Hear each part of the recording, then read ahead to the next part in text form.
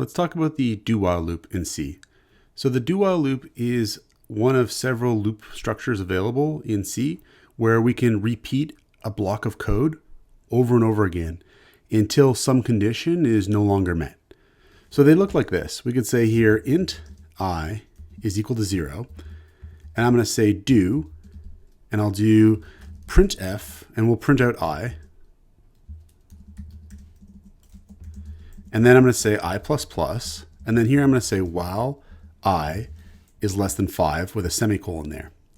And then down here I'm just going to say printf, and I'll say loop completed. Just that way we know that we're done. And then we'll compile this and run it and see what's going on. Oh, I forgot a semicolon. That would help. I'll throw that in there. Okay, run this here. And we get I0, I1, I2, I3, I4, and then loop completed. So what's going on here is that this block of code is being repeatedly executed. And it's being repeatedly executed until this condition here is no longer true. And that's the heart of a do-while loop. So what's special about a do-while loop in comparison to other loops is that this block of code will always execute once, no matter what. So here we set I equal to 0, and we say do, and then this block of code will execute. And we print out that I is 0. We increment I, so then we have it that I is 1. So then we do a check here, and we check, is I less than 5? Well, I is 1, and 1 is less than 5, so yes. And what happens is execution goes back up here again. And we're going to execute this block of code again. So we'd print out that I is 1. We'd increment I.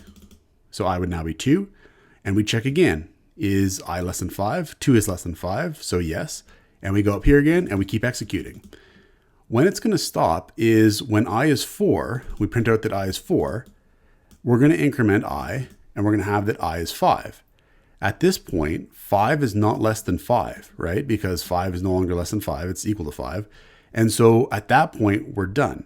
At that point, execution is going to go down here. And we're going to get that the loop is completed. Now, what's special about a do-while loop is, like I said, this block of code here will always execute at least once. It'll always execute at least once. So if I say here 6, and then I run this here, notice how we output I is 6. Even though 6 is not less than 5.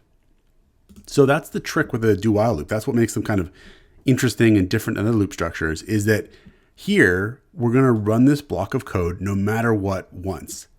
Then we're going to do the check. And if this condition is true, at that point, we're going to run this block of code again. If it's not, we're going to jump down here, and that's where execution is going to proceed from.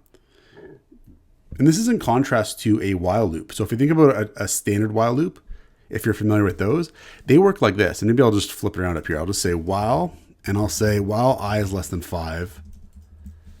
And we'll get rid of this here. So I just changed it to like a regular while loop here. So a regular while loop, if we try to compile this and run this, all we get is loop completed. We actually never run the loop body, because this loop body, this block of code here, it's not going to run at all if this condition is false. And so we don't have that property that it's going to execute at least one time. And that's really what makes a do-while loop useful, is for those situations where we want to run a block of code at least one time and possibly more times. Check out portfoliocourses.com, where we'll help you build a portfolio that will impress employers, including courses to help you develop C programming projects.